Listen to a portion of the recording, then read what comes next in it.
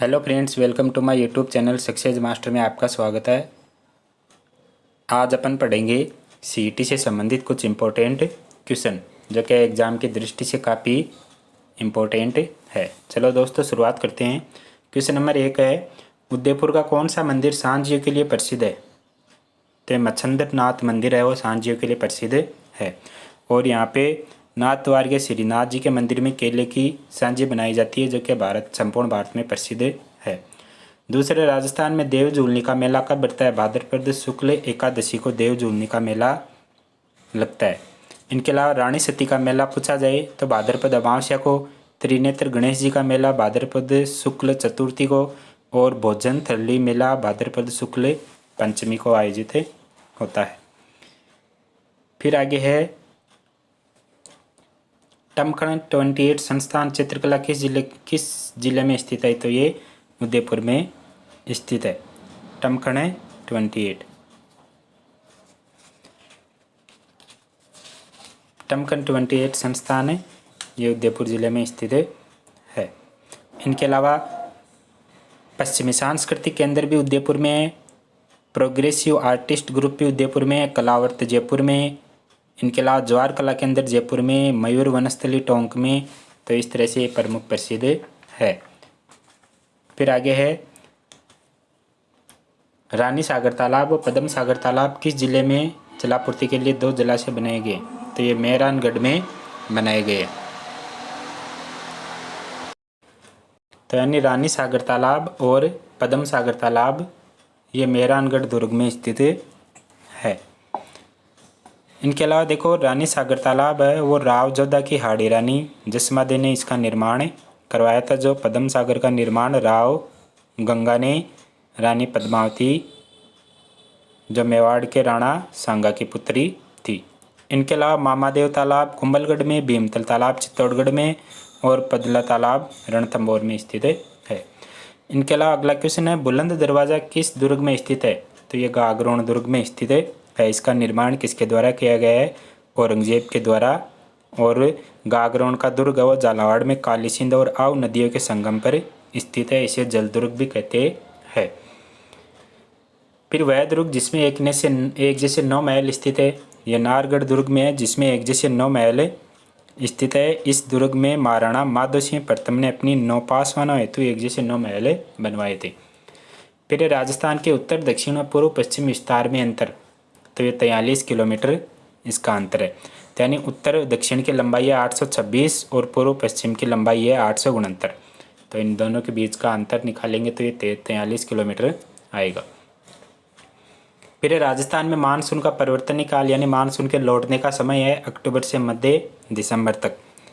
यानी अक्टूबर से मध्य दिसंबर तक क्या है, राजस्थान से मानसून वापस लौटने लग जाता है। फिर चांद बावड़ी कहाँ स्थित है? तो चांद बावड़ी कहाँ है? आबानेरी कहाँ है? दौसा में स्थित है। इनके अलावा जवाई बांध सुमेरपुर पाली में, पचबदरा झील बालोतरा में, कोलायत झील बीकानेर में, ये भी मुख्य है। फिर राजस्थान में प्रशासनिक निवेदन 2023-24 वन विभाग राजस्थान के अनुसार राज्य में रक्षित वन, तो यानी रक्षित वन पूछा है तो 18,605 वर्ग किलोमीटर में रक्षित वन फैले। फिर जनगणना 2011 के अनुसार राजस्थान में पूर्व साक्षरता दर कितनी है? 79.2%, जिसमें महिला साक्षरता कितनी थी? 52.1% और राजस्थान की साक्षरता दर थी 66.1%। फिर है, नाथ की नेरी व तुनका अभ्रक खनन क्षेत्र किस जिले में है? तो नाथ की नेरी और तुनका अभ्रक खनन क्षेत्र ये भीलवाड़ा में स्थित है। फिर आगे, राष्ट्रीय राजमार्ग 15 का नया नाम, तो राष्ट्रीय राजमार्ग 15 का नया नाम है 68, जो क्या है जैसलमेर बाड़मेर जालौर से गुजरता है।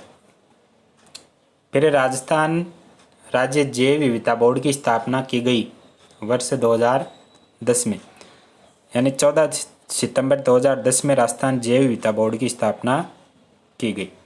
फिर चोराबाड़ी ग्लेशियर भारत के किस राज्य में है? तो चोराबाड़ी ग्लेशियर उत्तराखंड में स्थित है, रुद्रप्रयाग जिले में।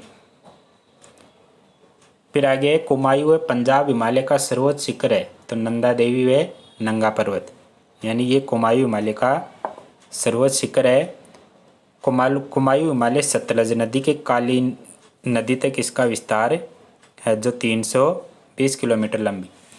फिर सोनालिका और सरबती किस फसल की प्रमुख नस्लें हैं? तो ये गेहूं की प्रमुख किस्में। सोनालिका और सरबती किस फसल की प्रमुख किस्में हैं? गेहूं की। इनके अलावा गेहूं क्या है? देश में खाद्यान्न फसलों में दूसरे नंबर की फसल है, और चावल देश की क्या है? सबसे बड़ी खाद्यान्न फसल है। इनके अलावा गेहूं की अन्य किस्मों की अपन बात करें तो इसमें अर्जुन, प्रताप, जनक, कल्याण, सोना, सोनालिका, गिरिजा 335, सरबती, सोनेरा, HD 3385, ये कुछ प्रमुख गेहूं की किस्में होती है। फिर आगे है भिलाई स्टील प्लांट की स्थापना भारत सरकार तथा किस देश के सहयोग से? तो ये रूस के सहयोग से इसकी स्थापना की गई है, और इसकी स्थापना छत्तीसगढ़ में या छत्तीसगढ़ के दुर्ग जिले में स्थापित की गई है, और 1959 में इसमें उत्पादन प्रारंभ हो गया। फिर किस अनुच्छेद के तहत मुख्यमंत्री की नियुक्ति की जाने का प्रावधान है? क्वेश्चन अच्छा है भाई। अनुच्छेद 164 के तहत मुख्यमंत्री की नियुक्ति का प्रावधान है, और इसकी नियुक्ति कौन करेगा? मुख्यमंत्री की नियुक्ति करता है राज्यपाल। अन्य मंत्रियों की नियुक्ति राज्यपाल मुख्यमंत्री की सलाह पर करता है। फिर है राजस्थान में प्रथम विधानसभा का गठन हुआ था 29 फरवरी 1952 में प्रथम विधानसभा का गठन किया गया था।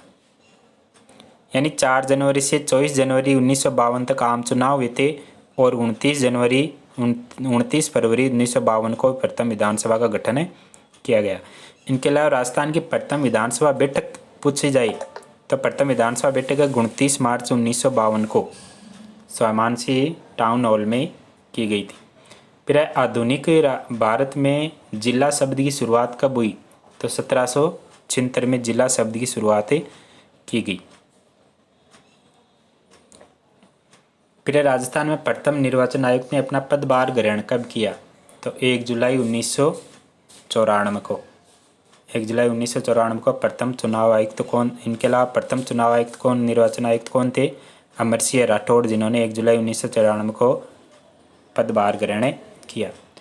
फिर डॉक्टर अम्बेडकर को प्रारूप समिति का अध्यक्ष बनाया गया। यानी डॉक्टर भीमराव अम्बेडकर को प्रारूप समिति का अध्यक्ष कब बनाया गया? 30 अगस्त 1947 को। तो यानी देखो 29 अगस्त को प्रारूप समिति का गठन हुआ था, और 30 अगस्त को डॉक्टर अम्बेडकर को प्रारूप समिति का अध्यक्ष बनाया गया। इनके अलावा 26 नवंबर 1949 को संविधान का निर्माण हुआ, और 26 जनवरी 1950 को संविधान लागू किया गया। फिर आगे राजस्थान बजट 2024-25 के अनुसार राज्य की वर्ष 2023-24 में प्रचलित कीमतों पर सकल राज्य घरेलू उत्पादन GDPS की वृद्धि दर, यानी बजट 24-25 की GDP वृद्धि दर पूछी है तो 11.58% रहने का अनुमान, या 11.58% रही है। फिर प्रधानमंत्री विश्वकर्मा योजना का नोडल विभाग कौन सा है? तो प्रधानमंत्री विश्वकर्मा योजना का नोडल विभाग पूछा है, देखो लघु सूक्ष्म मध्यम उद्यम मंत्रालय। तो इसमें देखो प्रधानमंत्री विश्वकर्मा योजना है, ये 17 सितंबर 2023 को विश्वकर्मा जयंती पर प्रधानमंत्री के द्वारा लॉन्च की गई योजना है, जो क्या 2027-28 तक लागू की गई है, और इसमें 13,000 करोड़ रुपए सरकार ने प्रावधान किया है। फिर मानव विकास रिपोर्ट 2023-24 के अनुसार भारत कौन सी रैंक पर रहा? तो 134वीं रैंक पर भारत रहा है। HDI ये संयुक्त राष्ट्र संघ के द्वारा जारी की जाती है। इसमें भारत की कौन सी रैंक है? 193 देशों में 134वीं रैंक है, और भारत का HDI मूल्य पूछा जाए तो 0.644। इनके अलावा इस रिपोर्ट में प्रथम स्थान पर स्विट्जरलैंड रहा है, और दूसरे स्थान पे नॉर्वे। फिर है इंपीरियल बैंक ऑफ इंडिया को वर्तमान में किस बैंक के रूप में जाना जाता है? तो इसे SBI के रूप में जाना जाता है। फिर है देश में कृषि बाजार के लिए एक राष्ट्र एक बाजार हेतु कौन सी इलेक्ट्रॉनिक प्रणाली है? तो ई-नाम, ये इलेक्ट्रॉनिक प्रणाली है एक बाजार एक राष्ट्र के लिए। फिर अगला है राष्ट्रीय सांख्यिकी कार्यालय एनएसओ ने वित्तीय वर्ष 2023-24 में भारतीय अर्थव्यवस्था की वृद्धि दर कितने प्रतिशत रहने का अनुमान लगाया है, तो 7.3%। फिर अगला है कालीबंगा सभ्यता मानी जाती है, तो कांस्य युगीन सभ्यता मानी जाती है, जो क्या है प्राचीन सरस्वती या घग्गर नदी के किनारे राजस्थान के हनुमानगढ़ जिले में स्थित है। फिर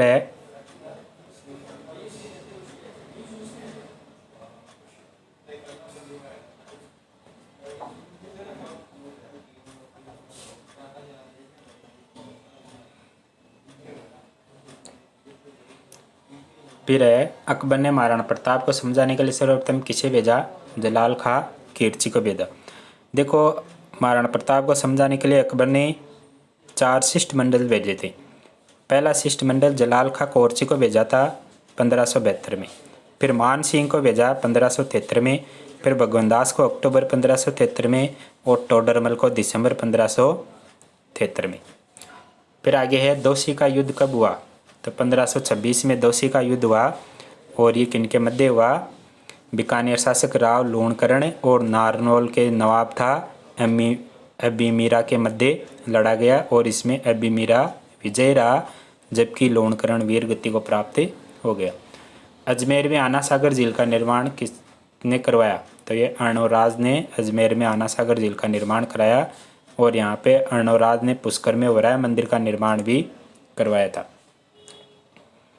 फिर आगे ढूंढाड़ राज्य में कछुआ वंश के संस्थापक थे, तो ये कौन थे, दुल्ले राय थे, कछुआ वंश के संस्थापक थे। फिर वागड़ सेवा मंदिर की स्थापना किसने की, तो बाबूलाल पांडे ने। वागड़ सेवा संघ की स्थापना बाबूलाल पांडे ने।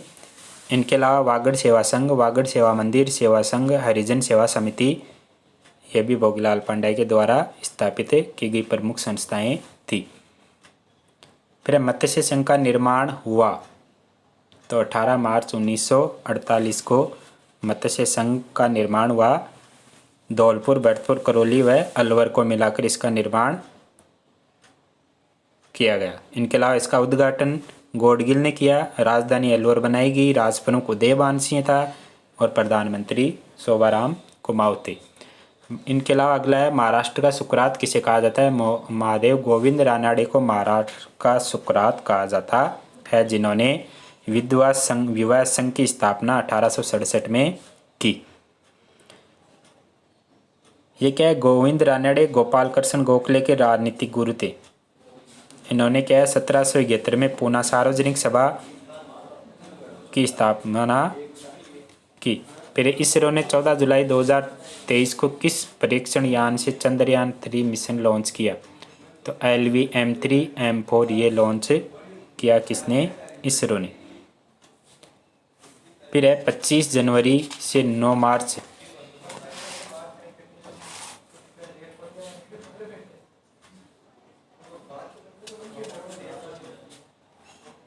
25 जनवरी से 9 मार्च